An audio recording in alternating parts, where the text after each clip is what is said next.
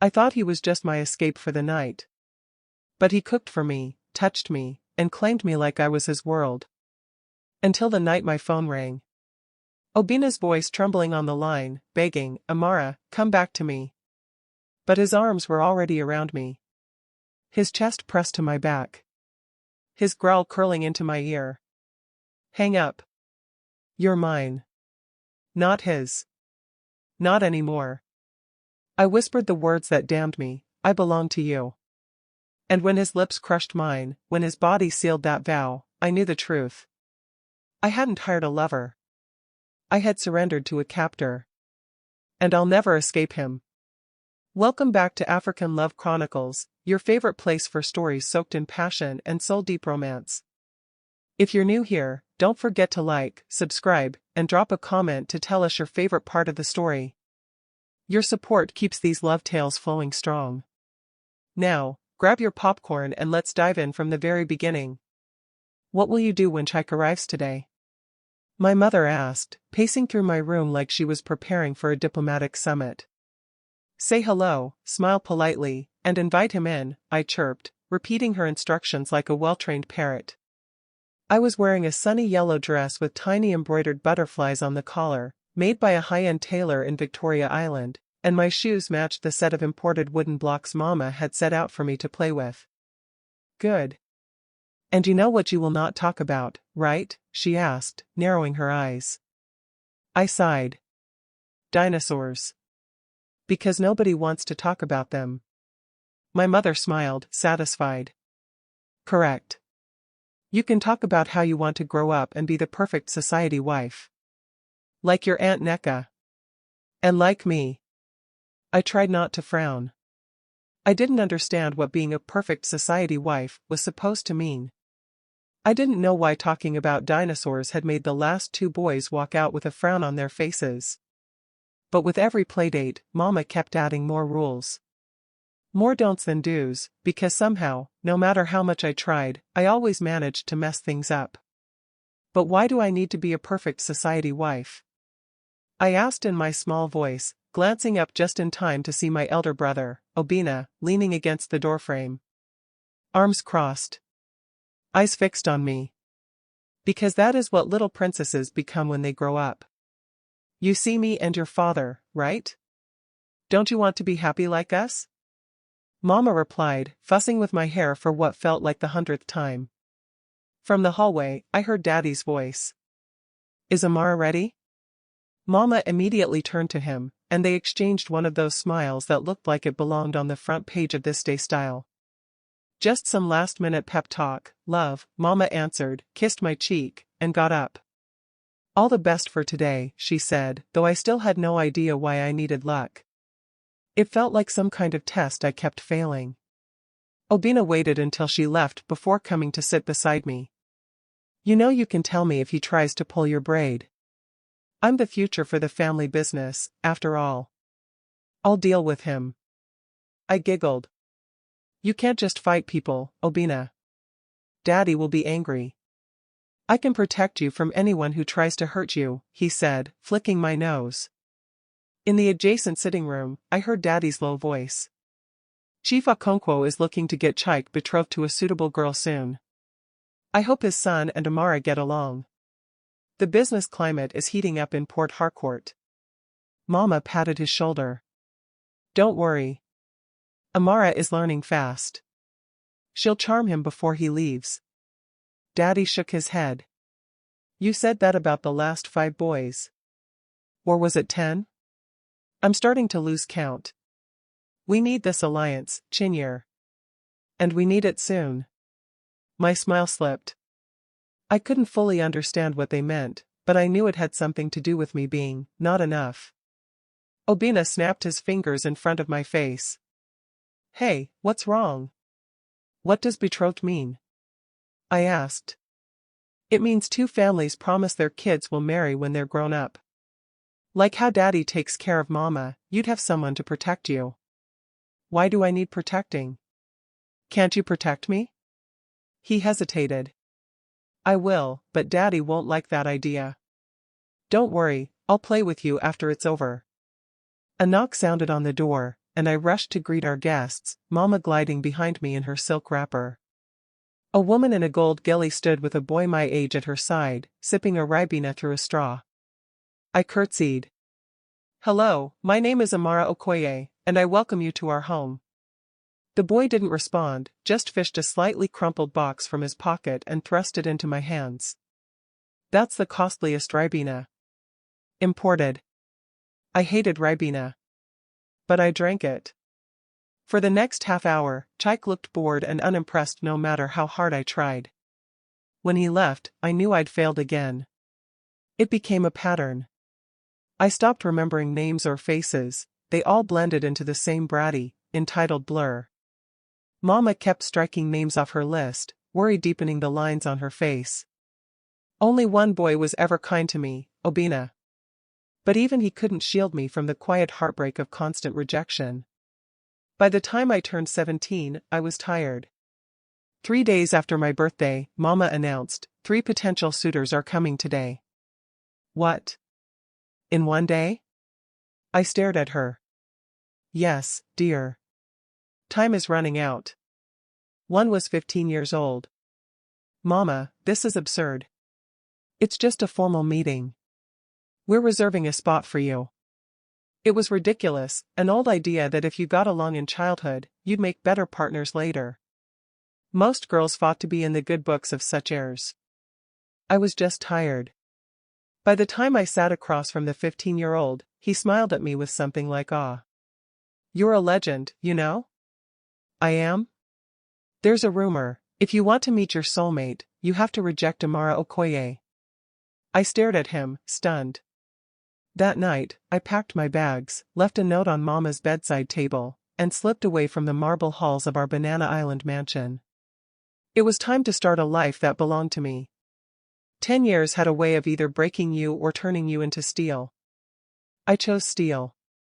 At 27, I had no husband, no family name to hide behind, and no patience for anyone who thought that made me less of a woman.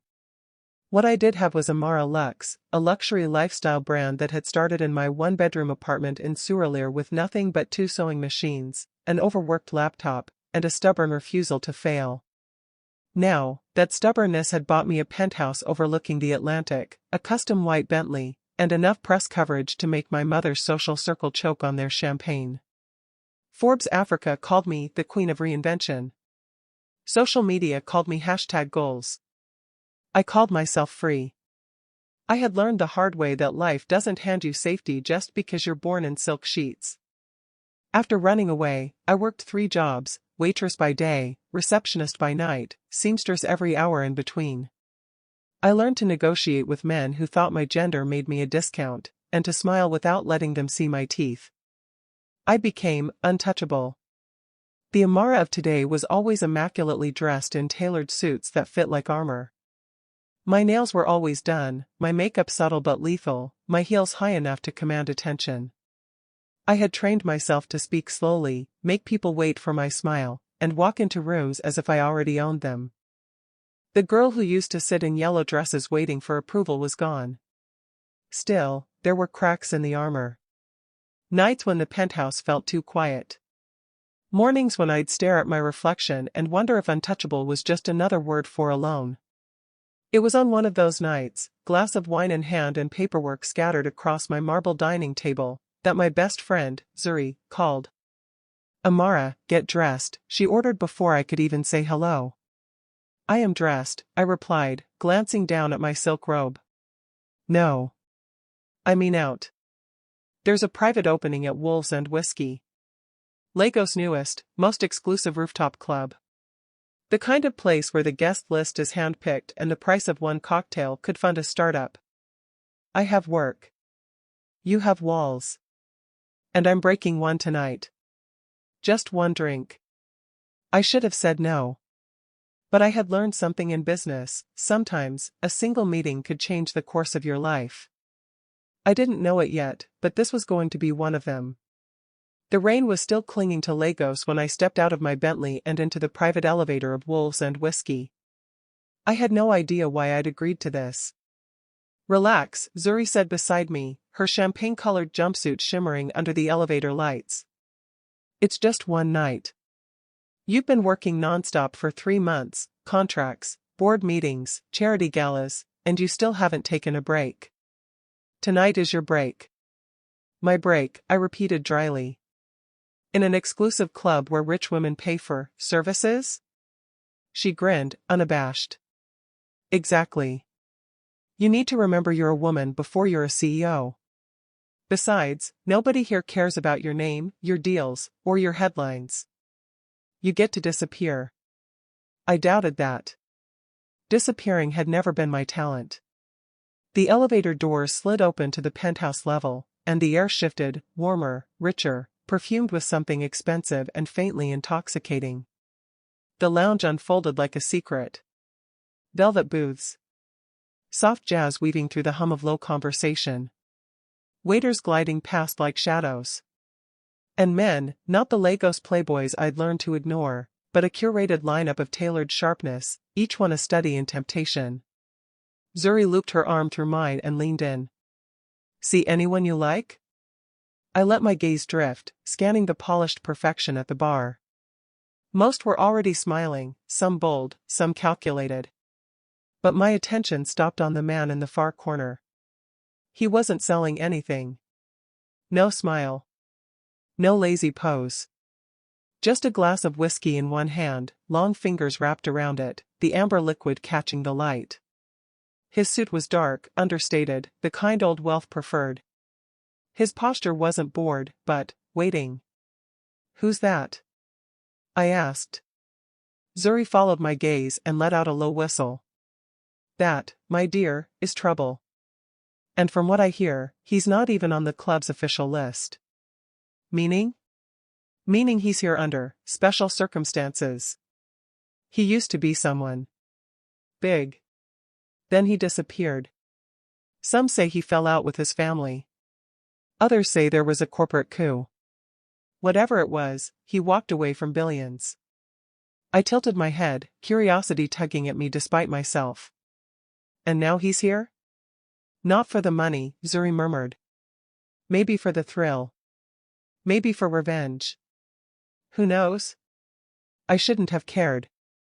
But there was something about the way he sat there, untouched by the desperate glamour around him, like the king of a ruined castle who still knew exactly how much power he could wield. Zuri smirked. You're staring. I'm considering. She gave me a gentle shove. Then stop considering and go. One night, Amara. You promised. I handed her my clutch, took a steady breath, and crossed the room toward him. Up close, he was even more dangerous to look at. Not because of his face, though God knew it was perfect, but because nothing about him was trying. Every other man in this place was selling something. He was just there. I rested my hand on the back of the empty seat across from him. Mind if I join you? His eyes lifted, slow as a tide. You already have. I slid in without waiting for permission, matching the measured pace of his gaze. Amara. A beat passed. He didn't offer his name. Just that quiet, unreadable stare. The kind that made you want to fidget, and I didn't fidget. So, I said, leaning back, how does this work? Do we talk first, or do you prefer to skip the small talk? That earned me the faintest curl of his mouth. You came here for, what exactly? I tilted my head. The same thing everyone comes here for. A night. He set down his whiskey. Most people wrap that in polite conversation. I don't believe in wasting time. His gaze flicked down my frame and back to my face, deliberate but not crass, an evaluation, not a proposition. Direct. Efficient, I corrected. Another pause. The jazz swelled around us, the hum of the room fading until it felt like he and I were sealed off from everyone else. And you think I'm for sale? He asked finally. I gave a small shrug. Aren't you? His laugh was quiet, low, like the first crack of thunder before a storm. He leaned forward, forearms on the table, and for the first time I caught a hint of something in his eyes, not amusement, not challenge, but interest. If I say yes, he murmured, what exactly are you buying? An escape, I said, without hesitation. No strings. No history. Just, tonight. He studied me for a long moment, as if peeling back layers I hadn't realized I was wearing. Then he nodded once. All right. I blinked. I'd expected more of a game, more resistance. Instead, he sat back, signaling the waiter with a small movement of his hand. 2 fresh glasses of whiskey appeared minutes later. As I lifted mine, his fingers brushed mine briefly, not enough to call it a touch, but enough to spark a current that traveled straight up my arm. We drank in silence. And I realized something unsettling. I had approached him thinking I was in control. But somehow, without saying much at all, he'd made it feel like he had chosen me.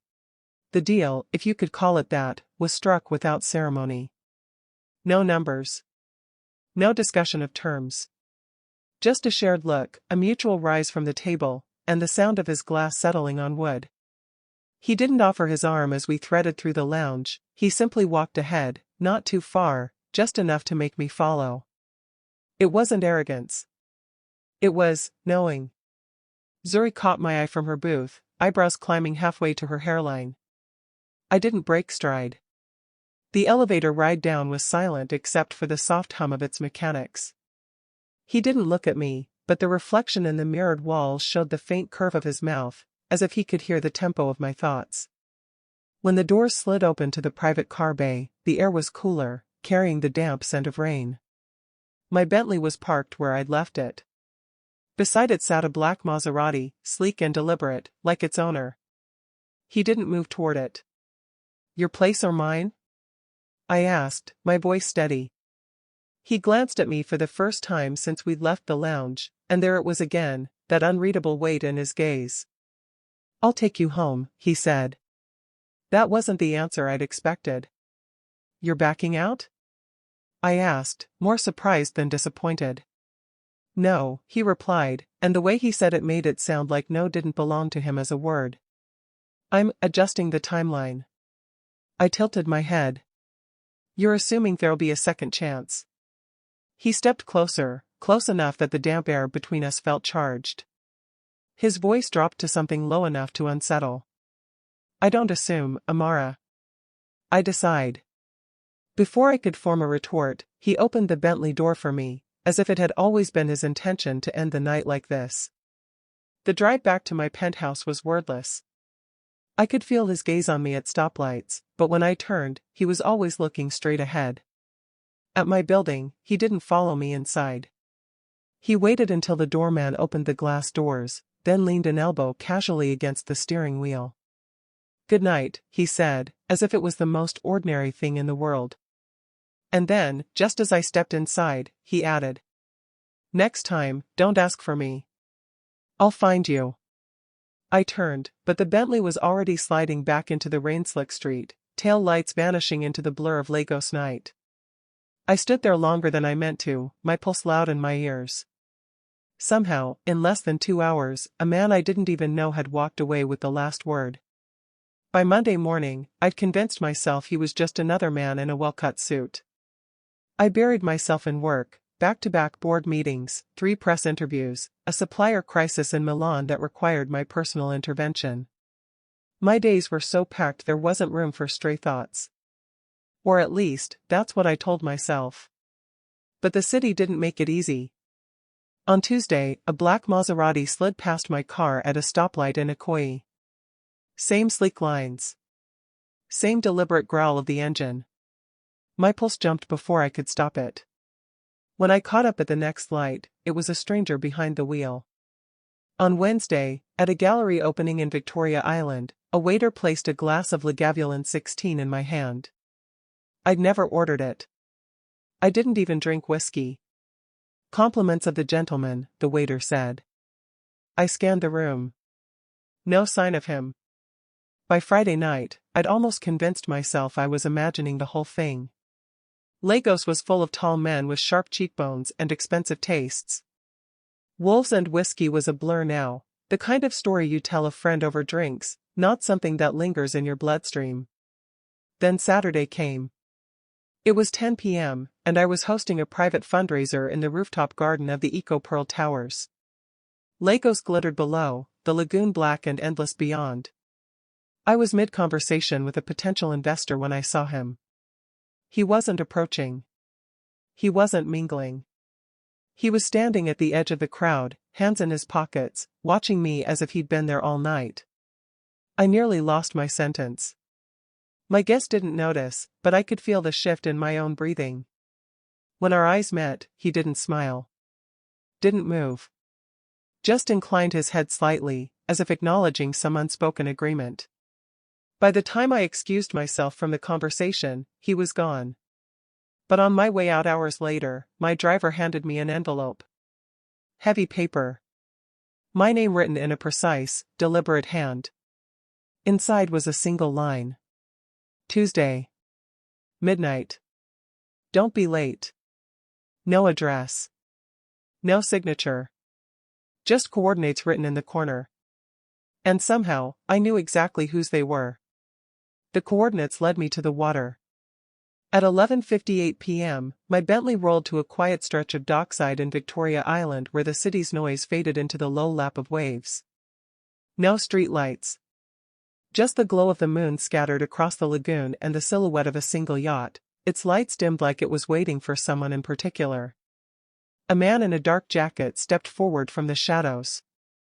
Ms. Amara.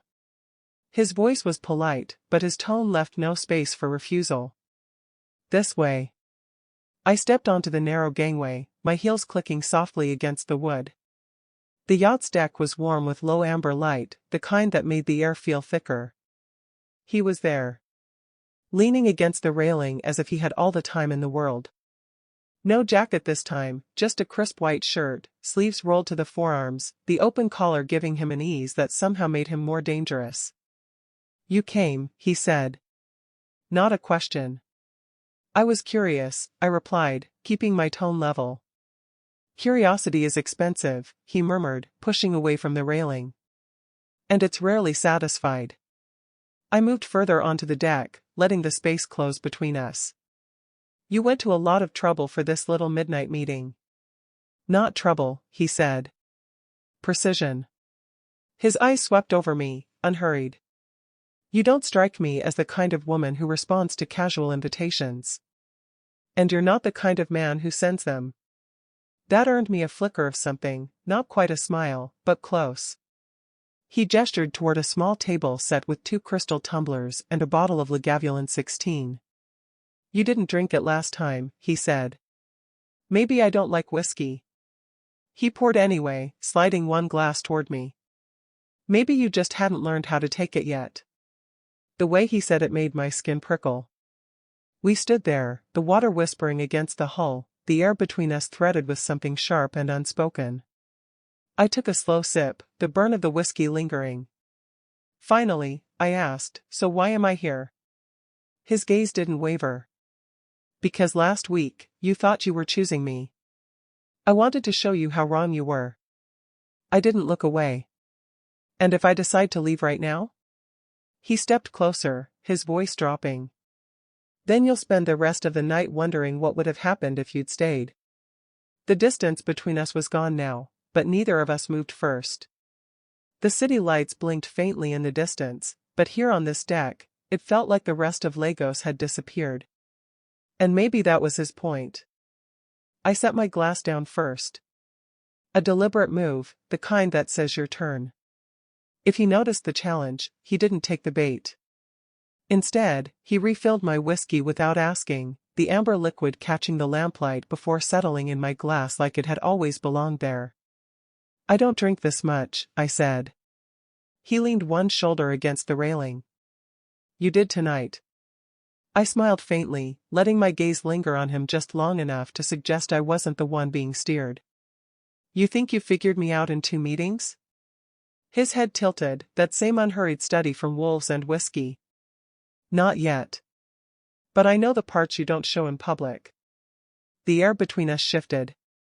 I took a step closer, small, controlled. And what parts are those? His answer was a quiet, steady, the ones that make you stay when you swore you wouldn't. I let a beat pass before speaking again. Maybe I just enjoy the game. You're assuming it's a game. His voice was low, not mocking, just certain. I circled him, the way you might test the perimeter of a cage you weren't sure you wanted to leave. What else would you call it? He didn't follow my movement. Didn't turn his head. Negotiation. Of what? I asked, stopping behind him. Now he did turn, the movement smooth, deliberate. Control. We stood so close I could see the fine sheen of salt air on his collar.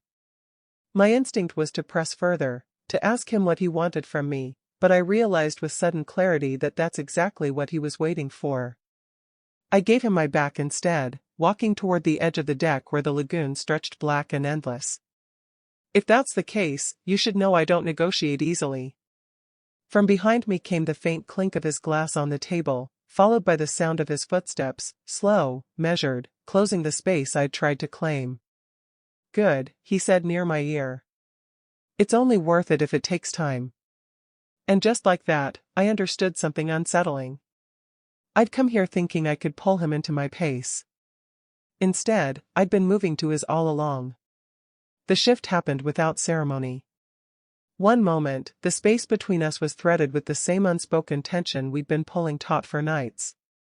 The next, he closed it, not rushing, not fumbling, just removing the distance as if it had never been real.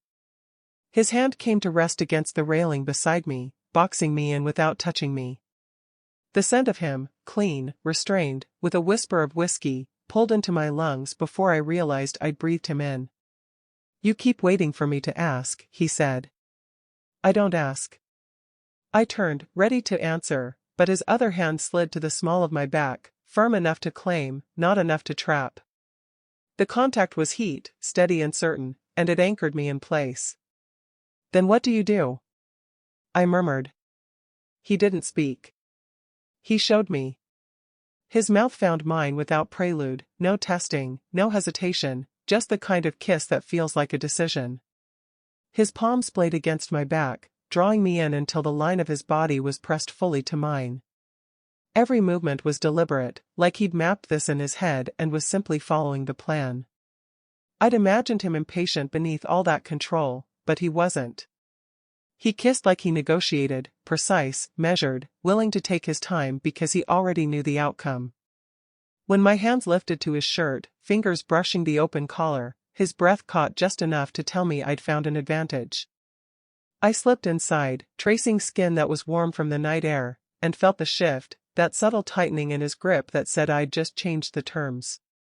He lifted me onto the edge of the teak table without breaking the kiss, the bottle of Lagavulin still between us, its weight cool against my thigh.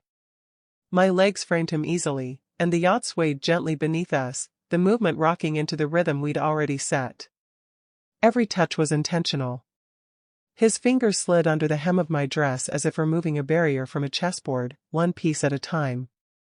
My own hands explored his back, lean muscle under fine cotton, until he pulled me closer, erasing what little space was left. By the time the first button of his shirt fell open, I realized there was no game anymore. No negotiation. Just a conclusion we'd both seen coming. The space between us collapsed in a breath, not from a sudden pull but as though gravity had been quietly working all along, drawing us into the point where resistance no longer mattered. His hand slid from the small of my back to the curve of my hip, slow enough that I felt every inch of the movement. The warmth of his palm stayed with me even after his fingers moved, like he'd left a mark there. Our mouths met again, not rushed, not greedy, but deep, deliberate, as if every second of contact was a sentence in a language we'd both been fluent in long before tonight. His breath was warm against mine, his kiss an unbroken line of focus, each tilt of his head calculated to keep me exactly where he wanted me.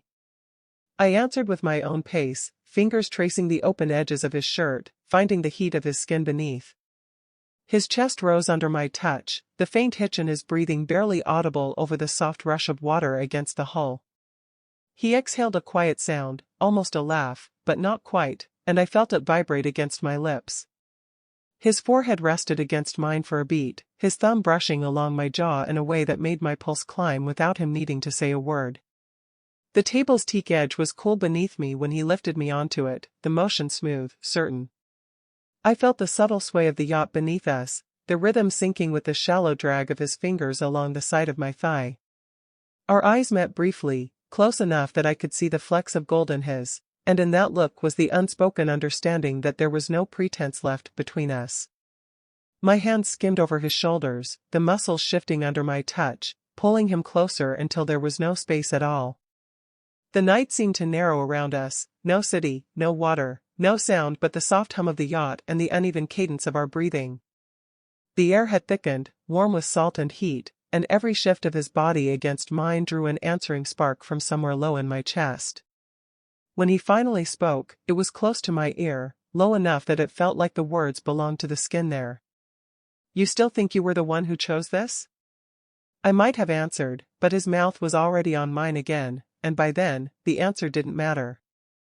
The hours folded in on themselves. There was no clock on the yacht, and even if there had been, neither of us would have looked.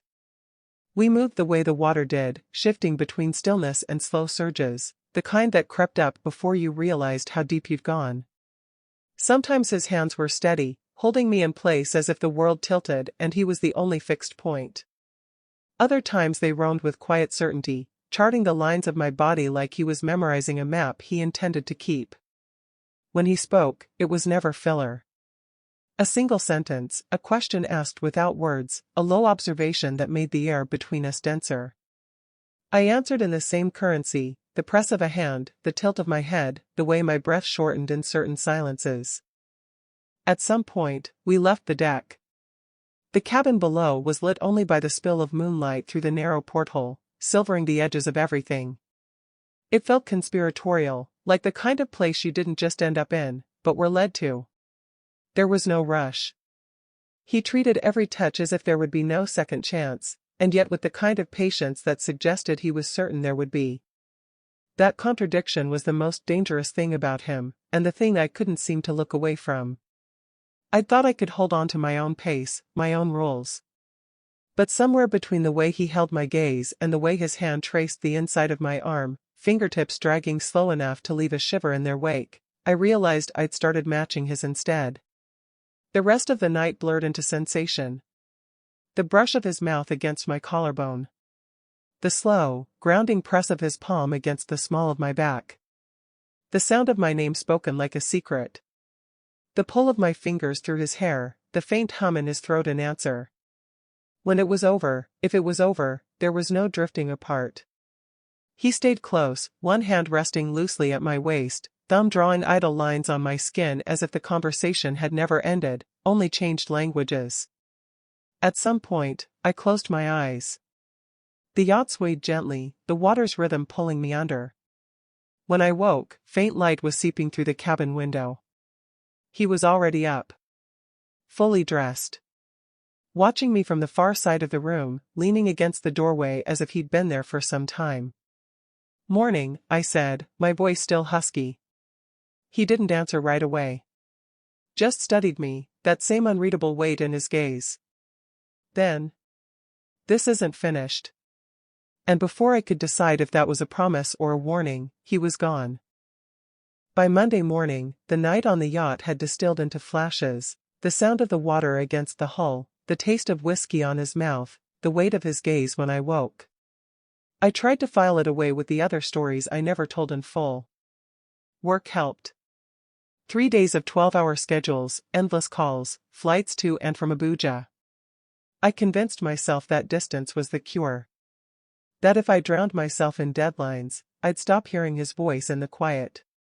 By Friday evening, I was almost believing it. The Lagos sky was heavy with the promise of rain as I pulled into my building's underground garage. I was bone-tired, the kind of tired that makes your hands ache from holding a pen. The penthouse was dark when I stepped in, the faint scent of lavender drifting toward me. At first I thought the cleaner had been by. Then I noticed the details. Every cushion on the sofa plumped just right. A vase of fresh lilies on the counter. The faint hum of the washing machine from the laundry room. I froze halfway to the kitchen. He was there. Standing at the stove in a dark Henley and jeans, sleeves pushed up, as if this was the most natural place in the world for him to be. A pan simmered in front of him, steam curling in the air. "You don't lock your door," he said, without turning around. "I do," I replied, my voice sharper than I intended. "Not to me."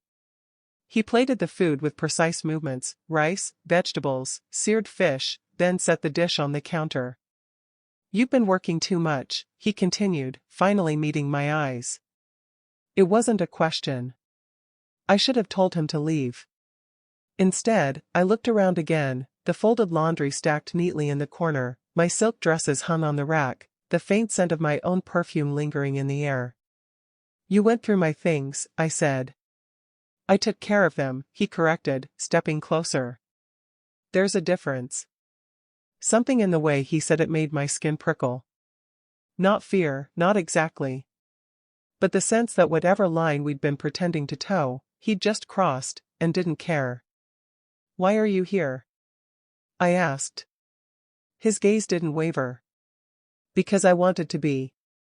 Then, with the faintest curve of his mouth, "And because you didn't tell me not to." The rain had started outside, soft against the glass, and for the first time in days, the silence between us felt less like absence and more like inevitability. I should have told him to leave. I should have walked him to the door, handed back the plate he'd set down, and locked it behind him. Instead, I let him stay. We ate in near silence, the soft percussion of rain against the glass filling the space between us. Every so often, his gaze would lift to meet mine, not probing, not even demanding, just steady, as if he already knew I'd stopped thinking about the food.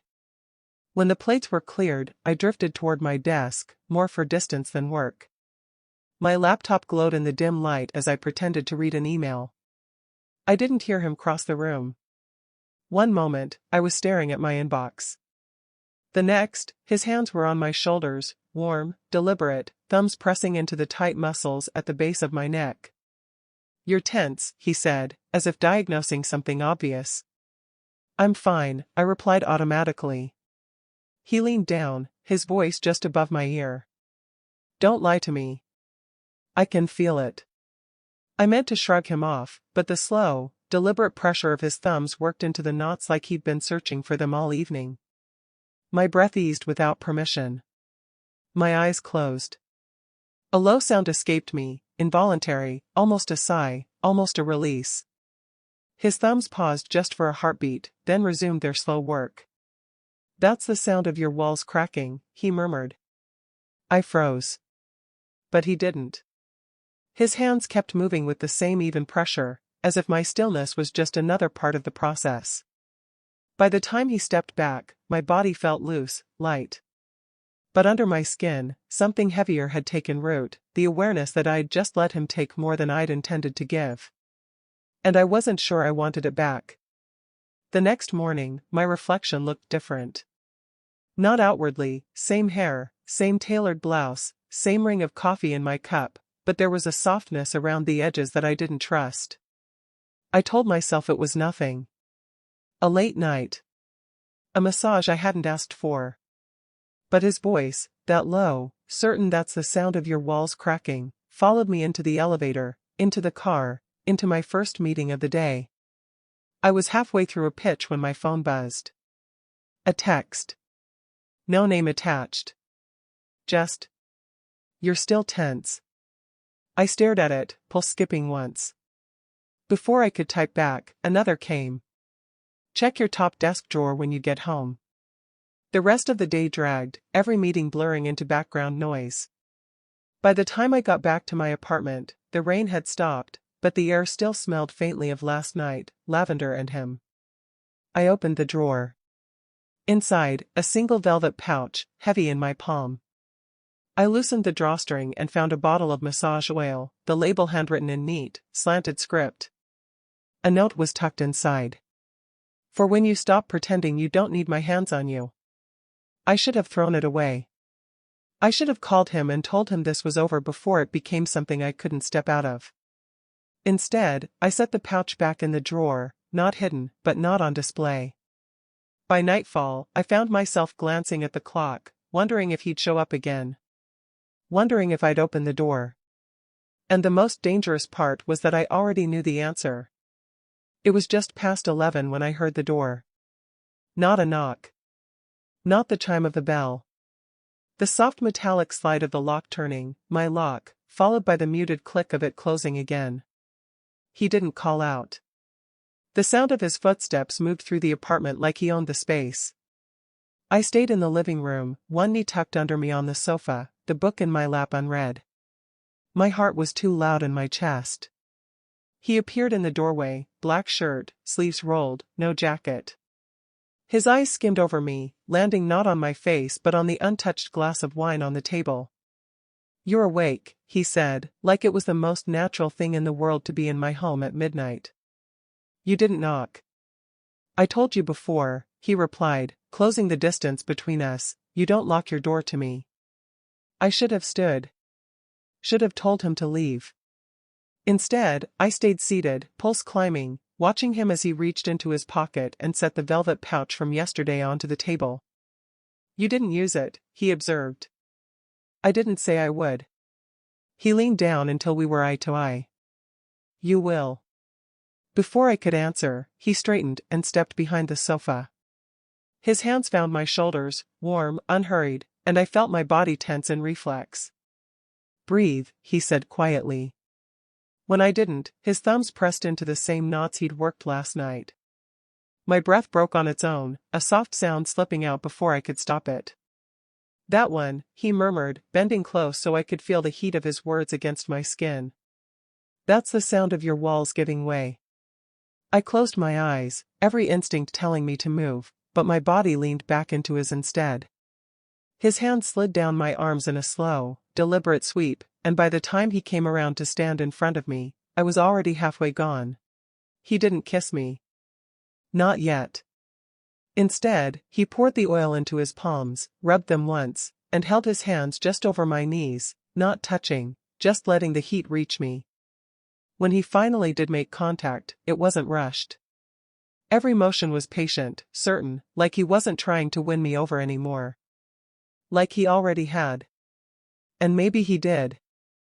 Because when he finally whispered, "Upstairs," I rose without a word. Upstairs, the air felt different. Quieter. Heavier. He closed the door behind us, not with a slam, but with that slow, deliberate motion of someone who knew there'd be no interruptions. I stood near the bed, waiting for him to cross the space. Instead, he set the velvet pouch on my nightstand, like it belonged there, and moved to my wardrobe. "What are you doing?" I asked. He didn't answer right away. Just slid the doors open, scanning the row of clothes until he found one of my silk robes. He took it out, held it in his hands for a moment, then turned to face me. "Arms," he said. The command was quiet, not harsh. My body obeyed before my mind caught up. I felt the cool silk slide over my skin, his hand smoothing it across my shoulders with slow, unbroken contact. He tied the sash himself, pulling it snug, not tight, but firm enough that I felt it every time I breathed. "Better," he murmured, stepping back to look at me. "Now you look like you're where you're supposed to be." I should have said something sharp, drawn a line, but his gaze held me still. He moved behind me again, fingers brushing my hair aside, the heat of his breath skimming the back of my neck. "Do you know what happens when walls crack?" I didn't answer. "They stop keeping people out." His palms came to rest on my hips, grounding me in place. "And eventually, they let someone all the way in." My pulse thrummed everywhere, in my throat, my wrists, the base of my spine. He guided me to sit on the edge of the bed, poured a small amount of oil into his hands, and began working it into my shoulders. The pressure was slow, measured, unrelenting, like he was coaxing something from beneath the skin. Every so often, his thumbs would pause, and I'd hear his voice low near my ear. "Right there, that's where you hold it all." Or, "That's the place that gives you away." By the time he stopped, my robe had slipped slightly at the collar, the air cool against the skin he'd uncovered. He didn't fix it. Didn't need to. Instead, he stepped in front of me, fingers finding the sash and tugging it loose. The robe fell open, and his gaze swept over me like he was taking inventory of something that already belonged to him. The first kiss wasn't rushed, it was deep, deliberate, almost patient, like he was sealing something that had been decided long before tonight. His hands framed my face, holding me there until I felt the last of my resistance dissolve. Clothes became irrelevant. The room narrowed to heat and breath, and the way his touch seemed to both claim and steady me at once.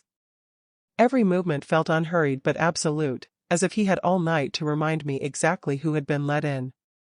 When it was over, if it was over, he didn't roll away. His hand stayed at the curve of my hip, thumb brushing idle circles against my skin. I was still catching my breath when he reached for the heavy silver watch at his wrist. He set it on the nightstand beside the velvet pouch. "That stays here," he said simply. "Not a request. Not a gift. A marker." And the most dangerous part was that I didn't move it. The light woke me before the sound did. Soft, gray morning filtering through the curtains, stretching across the sheets in long, pale lines. The other side of the bed was empty. I didn't move at first. My body felt heavy in a way that wasn't just sleep. My skin was still warm where his hands had been, and the silk robe, untied, loose around me, was twisted somewhere at my waist. Then the sound reached me, faint, distant, the rhythmic hiss of the shower. I turned my head toward the nightstand. The watch was still there. Heavy. Silver. Out of place among my perfume bottles and the velvet pouch. I stared at it for a long time, as if it might explain itself. It didn't. The door to the bathroom stayed closed. Steam curled from beneath it. I thought about getting up, about slipping into my closet and shutting the door, but I didn't move. I stayed where I was, looking at the watch the way one might look at a locked door with the key still in the lock, knowing someone else had already turned it. When he came back, towel around his waist, he didn't speak right away. Just glanced at the nightstand, saw the watch still there, and gave the smallest curve of a smile. "You didn't move it," he said. I didn't answer. He sat on the edge of the bed, leaning down until his lips brushed my ear. "Good." His fingers trailed down my arm, slow, deliberate, as if the night before had not been enough proof of where I stood, or where he thought I stood. By the time he left, the watch was still there. And I understood, with a kind of quiet dread, that it would be. To be continued.